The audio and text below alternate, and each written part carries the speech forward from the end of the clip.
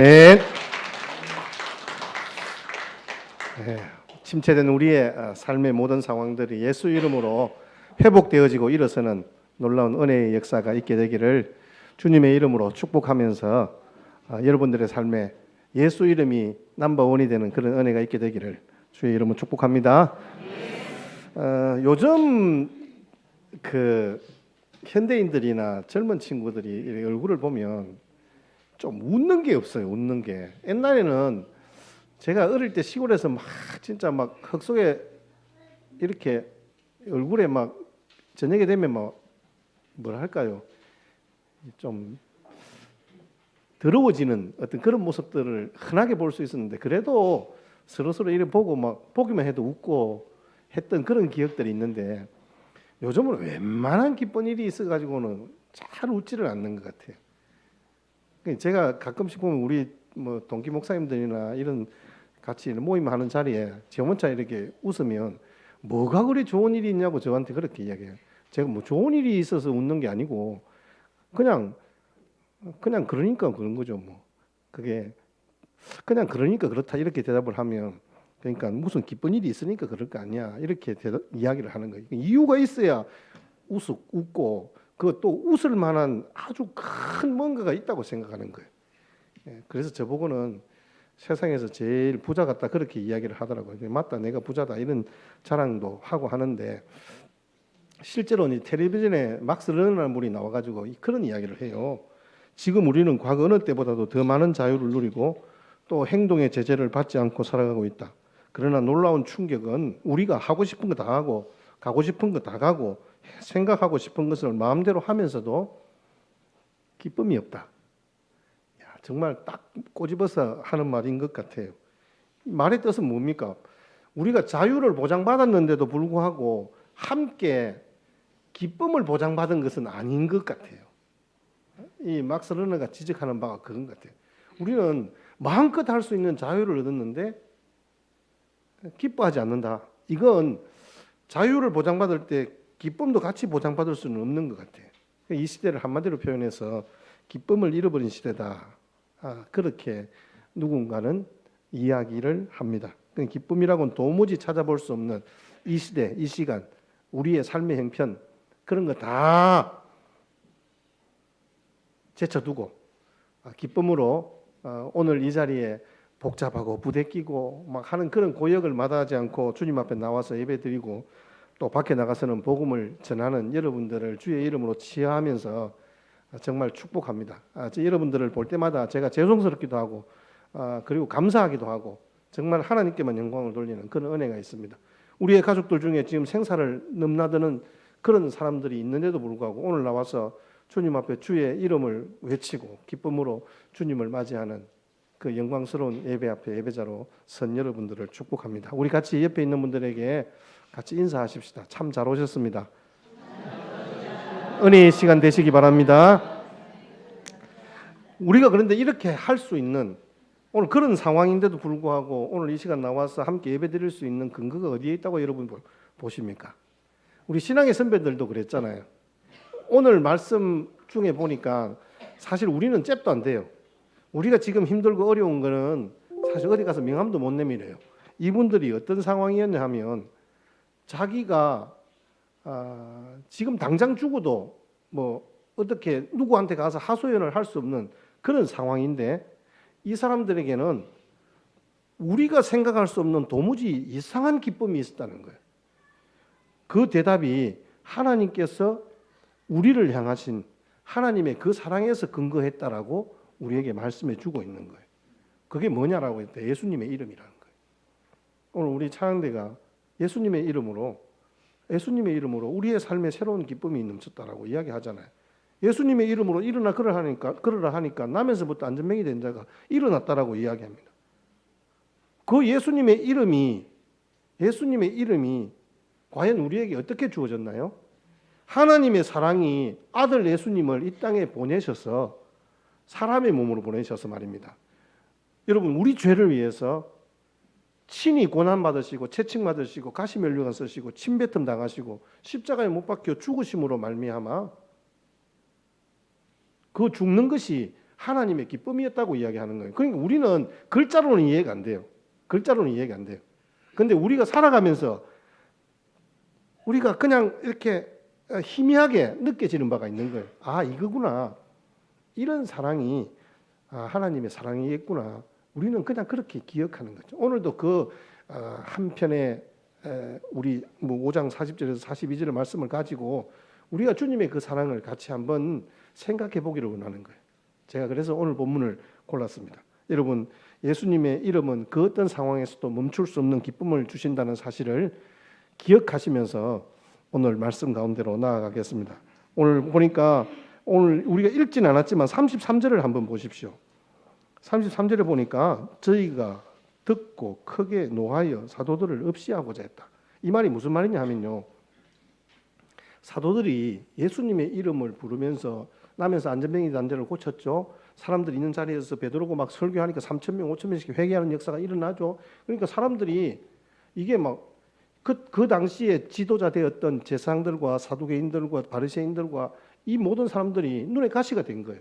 저놈들을 어떻게 잡아 죽일까? 이 생각을 하게 된 거죠. 여러분, 교회가 아름답게 소문이 나기까지는 거기에 정말 남몰래 죽기까지 충성한 자들이 있습니다. 여러분, 우리 교회도 마찬가지입니다. 20여 년의 세월들을 지나오면서 정말 피와 땀 같은 그런 생명의 역사들을 위해서 싸우신 하나님의 자녀들이 있기 때문에 오늘 이 자리까지 오게 된 거잖아요. 그런데 오늘 33절에 저희가 듣고 크게 노했다. 복음을 전했는데 그 복음을 전하는 그 소식을 듣고 짜증이 난 거예요. 그냥 자기 마음속에 분노가 일어난 거예요. 그런데 이 저희라는 사람이 누구냐 하면 바리새인과 사두개인들과 장로들과 서기관들. 처음에는 위험만 하려 했어요. 그런데 자꾸 말을 하다 보니까 그게 아닌 거예요. 자기들 말이 도저히 안 통하는 거예요. 지금 자기들은 하지 마라 그러는데 내가 그럴 수 없다라고 베드로가 대답하는 거예요. 그래서 매질도 심하게 하고 옥에도 가두고. 그런데 오늘 하니까 이게 도저히 하다 한다니까 저희들이 크게 노하여 사도들을 없이하고자 했다. 없이하고자 하는 건 무슨 말입니까? 죽이고자 했다는 말입니다. 죽이고자 했습니다. 교회가 부흥되고 성장하니까 시기하는 사단 마귀의 무리들이 있습니다. 잡아 죽이려는 분들이 사회적으로 종교적으로는 최고위층 사람들인 거예요. 저 사람들이 왜 저럴까 이해가 되지 않을 정도로 자기들 속에서 분노가 일어나는 거예요. 여러분, 그것을 간파한 거죠. 오히려 사도들은 그렇게 자기를 죽이려고 하는데 더 기뻐하면서 복음을 전했다. 오늘 말씀의 내용이 그런 거예요. 예수 그리스도의 부활을 선포한 거예요. 그래서 그렇게 선포한 것에 대한 복음을 선포한 것에 대한 반응이 사도들을 없이하고자 했다. 이런 상황 속에서 사도들은 그러면 우리가 안 되겠다. 우리가 일단은 멈추자. 아니요. 더 기쁜 마음으로 복음을 전하는 거예요. 여러분, 이게 참으로 이상한 기쁨이에요. 4차원의 기쁨. 그걸 4차원의 기쁨이다. 어떤 목사님이 그렇게 표현하더라고요. 한번 40절 말씀 보십시다. 40절 우리 다 같이 시작. 그들이 옳게 여겨 사도들을 불러들여 채찍질하여 예수의 이름으로 말하는 것을 금하고. 이 말은 앞서 경고를 몇 번 했겠단 말이에요. 적어도 3번 이상 했을 거 아니에요. 하지 마라. 하면 너희들 혼난다. 죽을래. 그런데 막 나가서 막 더 기쁜 마음으로 그 말은 이 협박은 아랑곳하지 않고 그들에게 복음을 전하는 거예요. 그러니까 불러들여서 예수의 이름으로 말하는 것을 금하고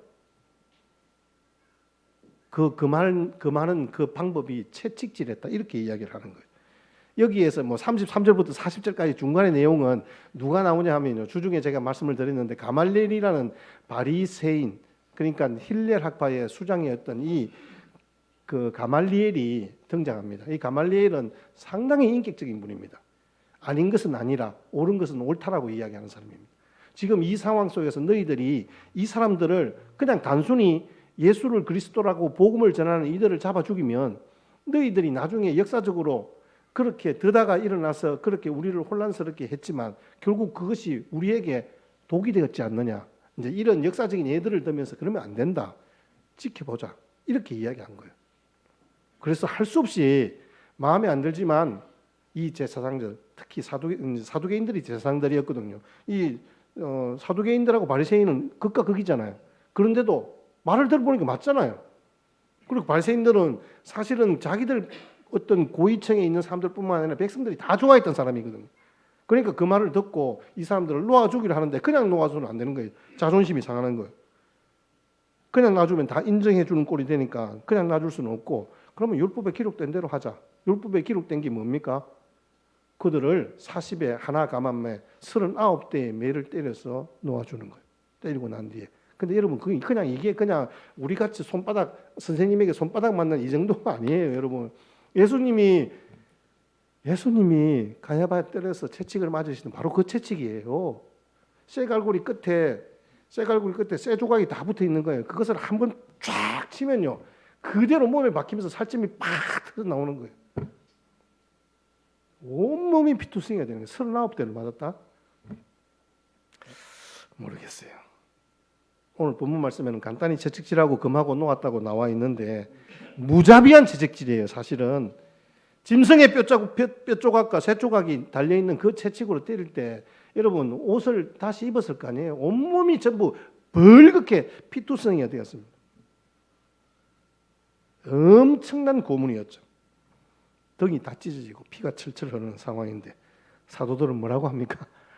41절입니다. 사도들이 뭐라 하는지 한번 보십시다. 41절 시작. 사도들은 그 이름을 위하여 능력받는 일에 합당한 자로 여기심을 기뻐합니다. 공의 앞을, 이게 글로 표현되어 있어 그렇지 자기들 말로, 자기들 입장에서 보면 와 오늘 진짜 우리 잘했지 그죠?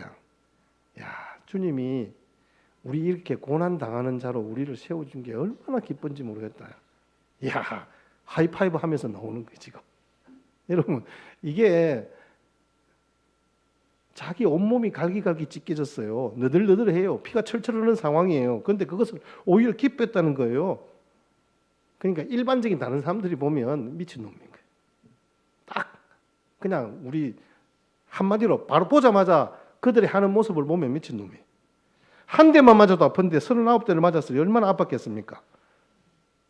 아마 종교 지도자들이 생각할 때는 적어도 이 39대를 때린 다음에 이것들이 이제 정신을 좀 차렸겠지. 적어도 밖에 나가서 설치지는 못하겠지. 근데 돌아서서 그들이 나가면서 뭐라고 이야기합니까? 자기들끼리 웃으면서 나가는 거예요. 옆에서 뒤에서 지켜보던 그 사두개인들과 바리새인들과 이 종교 지도자들이 보고 아마 굉장히 공포스러웠을 것 같아요. 그런데 그들이 능력받는 일에 합당하게 여겨진 것과 그리스도를 위하여 불명예스럽게 되는 명예를 얻은 것을 기뻐했다. 말이 좀 어렵죠. 자기들은 불명예스럽고 빨가 벗겨져서 놀림감이 된 것을 명예롭게 생각했다는 거예요. 이것을 세번역 성경에 이 표현을 정확하게 했어요. 한번 띄워주실래요? 사도들은 예수의 이름 때문에 모욕당할 수 있는 자격을 얻게 된 것을 기뻐하면서 의회에서 물러나왔다. 여러분 너무너무 정확하죠. 이건 여러분 이해할 수 있겠죠. 예수님의 이름 때문에 모욕당할 수 있는 자격을 얻게 된 것을 기뻐하면서 의회에서 물러나왔다라고. 너무 번역을 잘한 것 같아요. 여러분 그렇습니다. 그리스도를 위하여 치욕을 당하는 것이 진정한 승리이고 승진인 거예요, 여러분. 우리 초대교회에서는 이렇게 뭐 초대교회가 부흥했다 이러지만 그 부흥인 게 숫자가 많아졌다 이게 그런 개념이 아니에요. 그들에게는 죽음을 각오한 기쁨이 있었다는 거예요. 기꺼이 주님 앞에서 자신의 삶을 내어놓을 수 있는 믿음이 있었다는 거예요. 초대교회에서는요 기쁨으로 집을 파는 사람이 있었어요. 오늘 본문 이전에 있었던 내용이죠. 바나바가 그렇게 했고 다른 사람들도 다 그렇게 했던 이상한 기쁨이에요. 초대교회는 기쁨으로 땅을 파는 사람이 있었어요. 참 이상한 기쁨이에요. 초대교회에서는 기쁨으로 죽음을 두려워하지 않는 사람들이 있었는 거예요. 정말 이상한 기쁨을 가진 사람들이. 우리의 삶은 어떻습니까? 예수님 때문에 핍박받고 고난받는다 그러면 왠지 벌써부터 막 마음에 공포가 몰려오고 엘리야처럼 죽이겠다 말 한마디만 들었는데 괜히 마음이 막 불안하고 힘이 쭉쭉 빠지고 뭐 어떻게 안 할 수는 없고 하나님 때문에 내가 뭔가를 하긴 해야 되는데 한마디 협박하는 소리만 들어도 우리 힘이 쭉 빠지잖아요. 우리 교회가 제가 가끔씩 우리 당회에서나 뭐 우리 주변에 이제 다른 목사님들과 같이 이야기하면서 우리 교회가 좀 하도회가 안정되지 않았다. 우리 교회 뭐 이 건물들도 여러분 보십시오. 지금은 서로 막 어깨를 부딪히면서 이렇게 앉아 있어야 되고 이렇게 예배를 드려야 되는 이 좁은 어떤 예배당의 환경 또 막 좀 외곽에 떨어져 있어 가지고 차를 운행하지 않으면 올 수 없는 그런 상황. 이런 어떤 그리고 또 우리 뭐 여러분들 알고 있는 이런 하도회적인 안정감이 없잖아요. 그죠? 그런데 우리 교회는요, 이 소프트웨어가 아주 강력해요. 그건 바로 주님께서 우리에게 주신 기쁨이고 주의 이름으로 우리가 함께 하나님을 예배하는 뭇백성들이 계속해서 같이 함께 예배드릴 수 있는 자들이 여기에 온다는 거예요. 이게 우리에게는 강력한 능력이고 주님께서 우리에게 주신 복음의 능력인 줄 믿습니다. 그래서 이 하버드 대학교의 케네디 행정대학 학장을 역임한 조세프 나이가 이 이야기를 그대로 했더라고요. 저는 제가 한 이야기인 줄 알았는데 이분이 먼저 했더라고요. 그분이 소프트 파워라는 말을 했어요. 소프트 파워. 이 말이 무슨 말이냐면 한 나라에 하드 파워가 있는데 하드 파워는 강하고 딱딱한 힘이라는 뜻이잖아요. 그러면 그 강하고 딱딱한 힘은 뭐냐? 군사력, 경제력 이런 것으로 상대방을 압도하는 거잖아요. 여러분 우리가 막 군사력을 계속 키우잖아요. 왜요? 북한이 함부로 전쟁을 일으키지 못하도록 경계하는 거잖아요. 방어하는 수단으로. 근데 사실 우리가 아무리 군사력을 키워도 전쟁이 일어나면요 아주 심각한 타격을 입어요. 아마 우리나라가 적어도 한 10년, 20년 뒤로 후퇴할걸요. 경제력이나 여러 가지 상황들이. 전쟁은 일어나면 안 돼요. 그래서 그 전쟁이 일어나지 않도록 하드 파워를 자꾸만 장착을 하는 거예요. 그런데 이 미국이 이라크나 막 아프가니스탄 그런 전쟁들, 뭐 베트남 전쟁부터 시작해서 적들을 제압하려고 하지만 다 이겼잖아요. 이기기는. 그런데 패배한 쪽에서는 어때요? 복수심을 키워서 계속 대드는 거예요. 막 지금도 마찬가지잖아요. 여러분 복수는 계속 복수를 낳을 수밖에 없어요. 그래서 하드 파워보다는 소프트 파워를 키워야 된다. 미국에서 그것을 작정하고 제3세계 출신 엘리트들을 미국 대학에 유학시켜서 공부를 하게 하는 거예요. 그래서 미국적인 가치관을 배워서 본국에 돌아가게 하는 거예요. 그래서 미국의 그 소프트 파워 영향력을 받게 하는 거예요. 놀라운 것은 이 미국이 뒤에서 그런 일들을 하는 거예요. 중국을 견제하는 방법이 바로 그 방법이잖아요. 인도의 유수한 머리 좋은 그 인재들을 데리고 와가지고 미국에서 공부를 시켜 보내잖아요. 오히려 인도가 지금 중국하고 대신 싸워주고 있는 그런 격이 되잖아요. 다 이게 소프트 파워를 키우는 배경이란 말이에요. 가치관을 바꾸는 거예요. 메시지를 바꾸는 거예요, 여러분. 우리 컴퓨터도 마찬가지예요. 컴퓨터도 뭐 몇백만 원짜리 아무리 좋은 컴퓨터를 갖다 놔도 그 안에 여러분 우리가 쓰는 제가 자주 이렇게 뭐 쓰는 한글이나 이런 것들이 안 되면 아무것도 안 되는 거예요. 그런데 어떻게 해요? 여러분 유튜브나 뭐 메신저 뭐 이런 것들을 뭐 인스타그램이나 이런 것들이 전부 그 소프트웨어가 장착이 되니까 그게 더 활발하게 쓰이는 거잖아요. 여러분 카톡을 넘어섰대요. 유튜브가 검색 그 도구로. 이게 결국은 그냥 유튜브에는 이제는 영상만 보는 게 아니라 유튜브에 그냥 치면 모든 검색들이 다 나오는 거예요. 알고리즘을 따라서 여러분들 좋아하는 것들이 거기에 다 뜨잖아요. 여러분 그게 소프트 파워입니다. 우리 교회의 소프트 파워는 뭐냐? 여러분 우리에게 주신 성령의 능력, 예수의 이름으로 일어나는 걷게 하시는 그 예수 그리스도의 능력의 역사가 우리 가운데 필요합니다.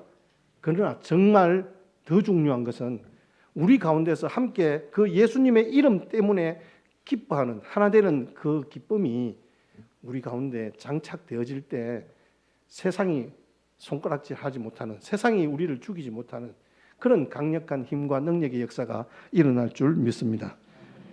오늘 본문에 보면 언뜻 잘 이해되지 않는 이 4차원의 이상한 기쁨이 있습니다. 이 기쁨의 출발은요, 하나님이 우리를 사랑하심으로부터 출발되었다라고 제가 먼저 말씀을 드렸습니다.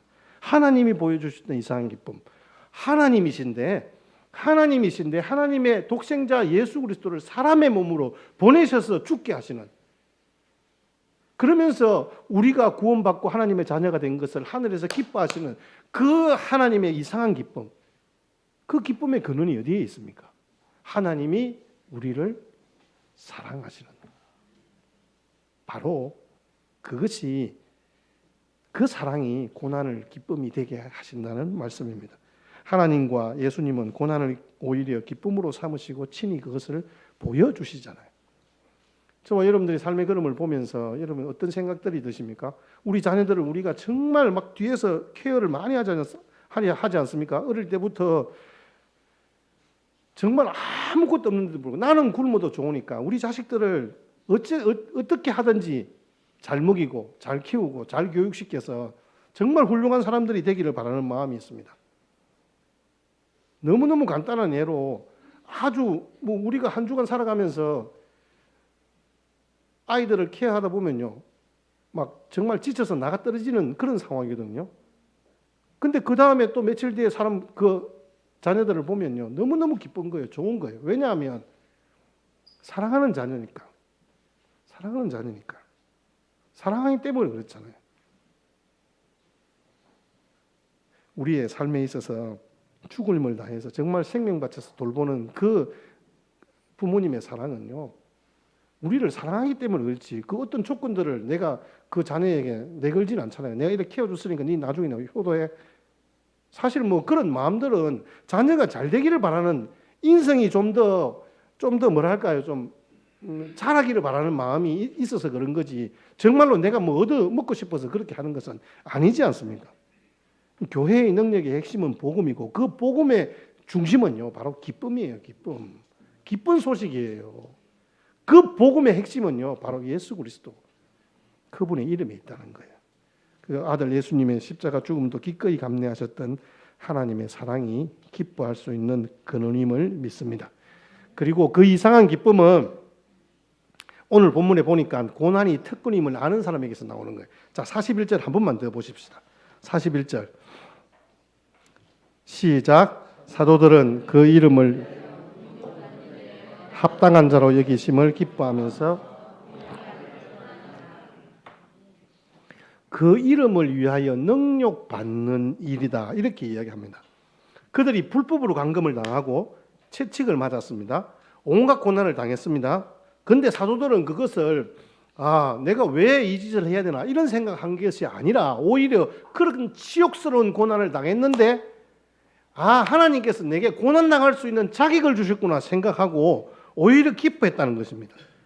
그리스도인에게 있어서 그 이름에 필적할 만한 다른 이름은 없다. 그 이름을 위해서는 영광은 물론 치욕과 순환까지도 그것이 나에게 기쁨이 된다라고 이야기하는 거예요. 사도들은 예수 그리스도의 그 이름을 위해서 고난을 당하고 치욕을 당하도록 하나님이 인정하셨다는 그 감격에 겨워서 기쁨을 감추지 못했다라고 기록하고 있습니다. 세상의 눈으로 볼 때는 비정상적입니다. 납득할 수가 없는 일이죠. 여러분들은 언제 기쁨을 느끼십니까? 사도들은 복음 전하는 일에 능욕받는 것을 합당한 일로 여겼고요, 사도들은 복음 전하는 일로 능욕받음을 기쁨으로 여겼습니다. 자신들이 고통당하는 것을 기뻐했습니다. 과거에 로마교회 성도들이 사자의 밥이 되어가는 가운데 기뻐하고 즐거워하며 찬송을 부르며 죽어갔던 모습에서 맞구나, 이들은 죽음을 오히려 즐겼구나, 이런 생각들을 하게 됩니다.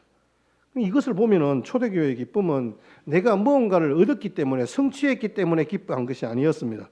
예수님의 이름으로 그들의 삶 가운데 채찍질 당하고 능욕받는 일로 인하여서 기뻐했다는 사실입니다. 이 기쁨은요, 세상이 주는 기쁨은 아니죠. 우리는 보통 제가 기뻐한다 할 때 내 가운데 뭔가가 많이 있으면 기쁘잖아요. 배가 부르면 기분 좋고, 기분 좋으면 우리는 기쁘다라는 표현을 씁니다. 그런데 여러분, 기분 좋은 것만이 기쁜 것은 아닙니다. 내 존재 자체가 내가 여기에서 귀하게 쓰임받을 수 있는 것이 기쁜 거예요. 저는 세상에서 가장 큰 기쁨이 사실은 여러분들과 함께하는 이 예배의 시간이 가장 큰 기쁨입니다. 많은 사람들이 그렇게 이야기하더라고요. 예배 시간에 설교하는 것이 목사님 제일 부담스럽다 그렇게 이야기합니다. 근데 그 부담이 저에게는 기쁨인 거예요. 세상에서 줄 수 없는 기쁨인 거예요. 여러분들이 저에게 뭔가를 뭔가를 대접하지 않아도 저는 여러분들을 보는 것만으로도 충분히 기뻐요. 수고로이 말씀을 준비하고 전하는 그 일들에 내가 시간을 투자하는 것이 나는 너무너무 기뻐요. 이 사도들이 지금 채찍질 당하고 옥에 갇히는 것도 쫓겨다니는 것도 그들에게 기쁨이 되었다는 거죠. 사람은 말입니다. 참된 목표를 찾았을 때 그것을 기뻐하게 되는 거예요. 참된 목표. 그 의미가 없는 일들을 반복하면 짜증이 나고 불평이 나오잖아요.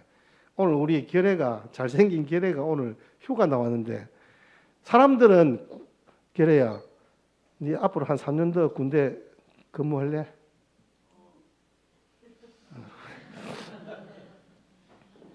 왜 군대에 그렇게 있지 않으려고 할까요? 군대 가면요, 요즘 군대 너무 좋아요.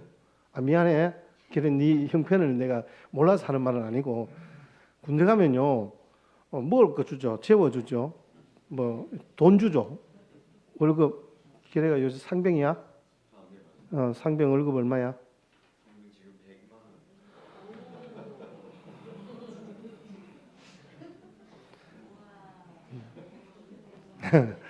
여러분, 실제입니다. 지금 기레하고 내하고 짠 거 아닙니다. 실제입니다, 실제. 좋아요.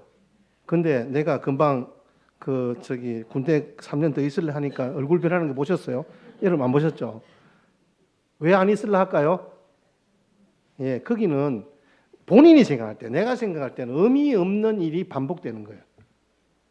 거기에는 목표가 있는 것이 아니에요. 목표가 있는 것이 아니에요. 100만 원 준다고 해서요, 우리 아들들이, 우리 손자들이 그 군대에 있을 것 같아요? 아니잖아요, 여러분. 그게 중요한 게 아니잖아요. 아까 우리 채원이가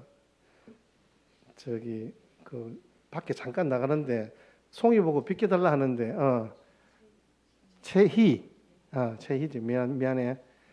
송이 보고 깍듯이 인사를 다 하고 이래 나가더라고요. 둘이 몇 살 차이야? 네, 중1, 고5 차이지. 근데 9살 차이 나는 이강인이가 송민한테 지금 대들어가지고 이번 아시안컵에 참 분류파함 때문에 그렇긴 하지만 제가 오늘 말씀드리고자 하는 건 그 이야기가 아니고요. 이강인, 손흥민이가 세계적인 선수잖아요. 그죠? 근데 이 친구들이 아시안컵에서 성적을 못 낸 게 둘이 싸워서 그런 것도 있지만 사실은 너무 잘한다는 것을 아니까 상대방에서요 밀착 마크를 하는 거예요. 막 끄집어 다니고 기분 나쁘게 하고, 안 그래도 기분 나쁜데, 싸워서 기분 나쁜데 막 뒤에서 막 깔짝깔짝거리고 막 잡아 당기고 태클을 걸고 하니까 막 사실 짜증이 나는 거예요. 자, 그런데 이 두 선수가 그렇게 사람들이 전담마크에서 막 막을 정도가 되니까 여러분, 이 두 선수가 생각할 때 왜 나한테 달려들어서 귀찮게 하지? 이렇게 생각하는 것이 아니잖아요, 여러분. 그렇게 생각한다면 아직까지 수준이 덜 된 거예요. 이 두 선수는 이미 그 수준을 넘어선 거예요. 내가 세계적인 수준이 된 거잖아요. 이 손흥민, 이강인 선수, 황희찬 선수 같은 경우는 세계적인 수준이 된. 그래서 상대방이 나를 이렇게 귀찮게 할 정도로 세계적인 수준이 된 것을 인정받고 있다는 거잖아요. 여러분, 우리가 예수님으로 인해 고난을 당했다면 사도들처럼 39대를 맞는 정도는 아닐지라도 예수님을 믿기 때문에 손해보고 고난당하고 다른 사람들부터 미움을 당했다면 괴로워하거나 낙심할 게 아니란 말이에요. 대충 타협하고 그냥 지나갈 일이 아니란 말이에요. 오히려 자랑스러워하고 기뻐할 일이란 말이에요. 뿌듯해해야 되는 일이란 말이에요. 사람들이 나를 그렇게 귀찮게 하고 괴롭게 하는 그 정도 수준이 됐다면 내가 그렇게 인정받고 있다는 거예요. 아, 하나님이 나를 그렇게 인정하고 계시는구나. 사단이 지금 나를 넘어뜨리려고 두려워 벌벌 떨고 있구나. 이렇게 생각해야 되는 거예요. 여러분, 이게 기뻐하고 감사할 일 아닙니까? 핍박이 점점 강해진다면 우리 수준도 그만큼 점점 성장해 간다는 의미이기 때문입니다. 그래서 오늘 말씀처럼 교회들이, 성도들이 환난과 핍박과 능력을 당함에도 기뻐한 이유가 무엇 때문이라고요? 예, 고난이 우리 명예의 견장임을 알았기 때문에 그렇습니다. 여러분, 여기에 견장을 찹니다. 군대 얘기가 나왔지만 계급에 따라서 소위, 중위, 대위, 소령, 중령, 대령, 준장, 소장, 대장, 사령관, 그 견장을 여기에 찹니다. 여러분, 우리 공적인 일에 근무하는 경찰들이나 소방서들도 마찬가지잖아요. 소방서에서 근무하시는 분들 보면 견장을 여기에 탑니다. 여러분, 우리의 어깨 견장에는 고난받는 자, 핍박당하는 자, 침뱉음을 당하는 자, 죽음을 당한 자라는 그 명예의 견장이 우리 가운데 있는 거예요. 이 이야기를 누가 했냐? 오늘 고난을 당한 베드로가 그대로 하고 있어요. 베드로 전서 4장 12절 13절 우리 같이 한번 볼까요? 베드로가 기록한, 오늘 사도행전에는 베드로가 직접 고난을 당하고 있고요. 사도행전은 누가가 기록했습니다. 그런데 베드로전서는 베드로가 기록한 거예요. 자기가 고난에 대해서 이렇게 이야기합니다. 시작. 사랑하는 자들아, 너희를 연단하려고 오는 불시험을 이상한 일 당하는 것 같이 이상히 여기지 말고 오히려 너희가 그리스도의 고난에 참여하는 것으로 즐거워하라. 이는 그의 영광을 나타내실 때에 너희로 즐거워하고 기뻐하게 하려 함이라. 아멘. 제가 이상한 기쁨이라고 자꾸 표현한 이유가 베드로가 직접 이상하다고 이야기하고 있기 때문에 그런 거예요, 여러분. 여러 가지 시험과 고난을 베드로는 불시험이다 이렇게 이야기해요. 불시험. 느낌이 딱 오죠. 와, 힘들구나. 순수한 금으로 만들기 위해서 우리의 시험과 고난은 그 금광석을 불로 연단한 것과 같은 과정을 거친다는 말씀입니다. 그 연단하고 그 결과를 얻게 하시기 위해서 우리를 시험과 고난으로 몰아가시는 그 하나님의 그 손길을 두려워하지 말아라. 베드로가 초대교회 성도들에게 그렇게 지금 이야기하고 있는 거예요. 여러분, 오늘 제가 여러분에게 막 고난과 시험, 어려움, 핍박, 매질 이래 하니까 여러분 마음속에 나도 시험과 고난을 더 받아야 되겠구나 이렇게 생각하시는 분 손 한번 들어보십시오. 자신 있게. 여러분 손 드셔도 됩니다. 그런데 이렇게 이야기 들을 때마다 나는 안 그랬으면 좋겠다. 나는 그냥 좀 넘어갔으면 좋겠다. 좀 힘들지 않았으면 좋겠다. 이런 생각이 사실은 먼저 드는 게 솔직한 마음입니다. 저도 그렇습니다. 여러분들이 지금 막 고난과 시험을 당하는 그 현장에 막 살아가는 여러분들을 제가 뒤에서 어떻게 박수치며 기뻐할 수 있겠습니까? 그런 어려움을 당하는 여러분들을 보면서 제가 얼마나 가슴이 찢어지고 아픈데요. 오히려 안 그랬으면 좋겠다 싶은 마음이 있죠. 그럼에도 불구하고 하나님의 뜻은 그게 아니라는 거예요. 우리의 삶을 진지하게 돌아보면 평안함보다는 고난과 시험이 우리를 더 복되게 할 때가 많이 있습니다. 송명희 시인은 사실은 태어날 때부터 심각한 장애를 가지고 있잖아요. 그런데 그가 고백한 시의 내용에 보면 결국은 뭐라고 이야기하면 공평하신 하나님이라고 찬양하잖아요. 자기는 그런 심각한 장애를 가지고 있는데 그 삶을 불평하는 것이 아니라 공평하신 하나님이래요. 인간의 눈, 세상의 눈을 볼 때 내성마비로 태어난 자신의 삶은 너무나도 억울하고 안타까운 삶이지만 하나님을 만나고 하나님의 마음으로 자신의 삶을 보니까 그렇지 않았다는 것이죠. 오히려 하나님께서 참으로 공평하신 분이심을 깨닫게 되었다는 거죠. 11살 때 열병으로 온몸이 마비된 미즈노 겐조라는 사람이 하나님을 만나고 난 후에 이런 고백을 했습니다. 만일 내가 괴롭지 않았더라면 하나님의 사랑을 받아들이지 않았을 것을, 만일 모든 형제 자매들도 괴롭지 않았더라면 하나님의 사랑은 전해지지 않았을 것을, 만일 우리 주님이 괴롭지 않았더라면 하나님의 사랑은 나타나지 않았을 것을. 여러분 그렇습니다. 한마디로 하나님은 우리 연약한 인간을 고난과 시험이라는 관문을 통해서 더 가까이 다가가는 통로로 삼으신다는 사실입니다. 하나님이 세우신 교회와 성령을 선물로 받은 우리 성도들은 환난 중에도 기뻐하실 줄 믿습니다. 답은 명확합니다. 고난이 특권이기 때문에 우리에게 오는 기쁨이 있습니다. 고난은 주님이 우리에게 특별한 상을 주시기 위한 특권이라는 사실을 알기 때문에 오늘도 주님께서 우리에게 주신 고난이라면 그 주님의 고난에 참여할 수 있는 특권, 명예의 견장이 우리 가운데 주어졌음을 기억하고 원망하고 한탄할 것이 아니라 오히려 더욱 주님이 인정해 주시는구나 생각하고 여러분 힘내시기 바랍니다. 여러분 그 고난의 현장에서 주님이 내게 주신 그 특권을 누리시는 은혜가 있게 되기를 주의 이름으로 축복합니다. 여러분 우리는 예수쟁이들입니다. 제가 오늘 이 내용들을 전부 다 사실은 같이 함께 생각해 볼 수는 없겠지만 한마디만 여러분들에게 말씀드릴게요. 여러분 우리는 예수쟁이는 예수 전문가들이란 말이잖아요. 예수님을 믿고 성도가 된 것은 자랑스러운 거예요. 왜냐하면 그 예수쟁이는 너는 바른 정신을 가졌구나 인정하는 것이 되기 때문입니다. 가장 뿌듯하고 자랑스러운 가장 명예로운 견장인 거예요. 부끄러운 것이 아닙니다. 이런 모든 핍박을 다 겪었고 이 순간에 그런 핍박 속에서 베드로 사도가 성도들에게 뭐라고 이야기해요? 사랑하는 자들아 라고 건면할 수 있는 것은 비록 그들이 핍박의 아픔으로 인하여 시달리면서도 그 영적인 기쁨을 인하여 그 슬픔을 타고 넘었다는 말이잖아요. 그러니까 여러분 성도라는 이름을 여러분 자랑스럽게 생각하시기 바랍니다. 예수쟁이가 나에게 주어진 특권임을 여러분 자랑하시기를 바랍니다. 그래서 멈출 수 없는 기쁨으로 우리 복음 전파의 선두에 서십시다. 우리 마지막 42절 읽고 말씀을 정리하겠습니다. 42절 시작. 저희가 날마다 성전에 있든지 집에 있든지 예수는 그리스도로와 전도하기를 쉬지 않. 아멘. 맞습니다. 우리 초대교회 형님들은요 쉴 틈이 없는 기쁨의 사람들이었어요. 핍박이 심했는데도 불구하고 환난과 제재가 많았음에도 불구하고 열심이었어요. 뭐가 열심이냐? 나가든지 들어오든지 가르치기와 전도하기를. 전도하는 건 복음을 전하는 거고 가르치는 안에 있는 분들을 가르치는 거예요. 왜냐하면 우리들도 함께 복음을 듣고 배워야 하는 거예요.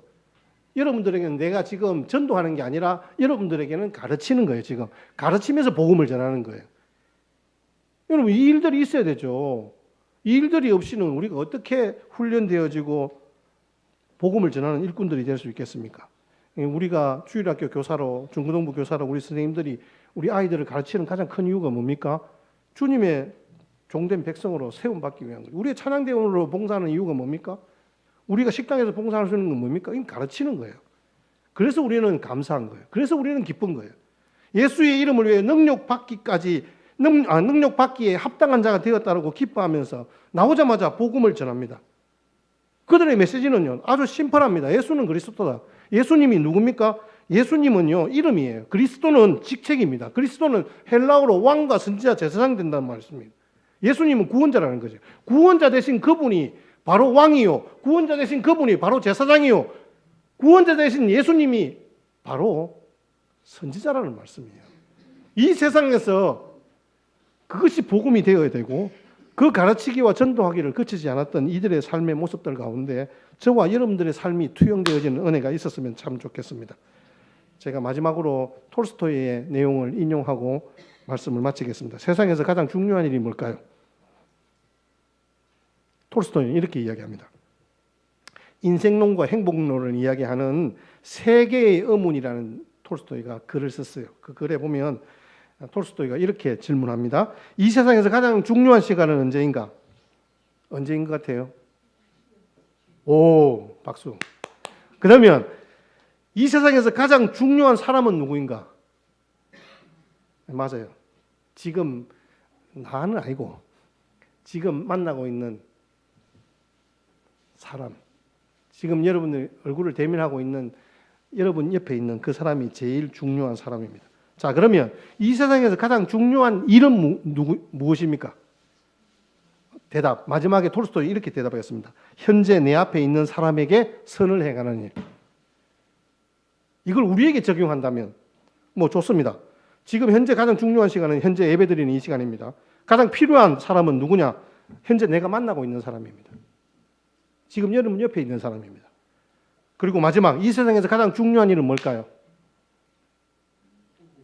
예, 내가 만나고 있는 사람에게 복음 전하는 일.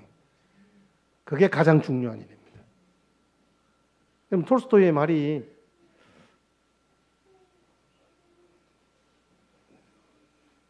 우리에게 아주 정확한 말이 아닐까요? 말씀이 아닐까요? 오늘 42절의 내용들을 그대로 해석했다고 저는 그렇게 생각합니다. 우리의 삶에 있어서 운동 경기에서 여러분 이겼다고 승리했다고 그 사람이 최고다라고 MVP라고 이야기해 주는 건 아닙니다. 감독이 선정한 MVP가 따로 있습니다. 경기를 보시면 여러분 하나님께서 우리를 뽑아서 우리를 MVP로 선정해 주셨어요. 이유가 뭘까요? 우리는 충분히 고난받을 수 있는 자격과 특권을 가지고 있는 사람이다라고 인정해 주셨기 때문입니다. 여러분 우리의 삶이 화려하지 않아도 괜찮습니다. 우승하지 않아도 괜찮습니다. 왜냐하면 하나님이 우리를 이미 최고의 상으로 준비해 놓고 우리를 MVP라고 말씀해 주고 인정해 주시기 때문입니다. 사랑하는 성도 여러분, 모두가 다 MVP의 기쁨을 누릴 수 있기를 주의 이름으로 축복합니다. 찬송가 458장 찬송 드리면서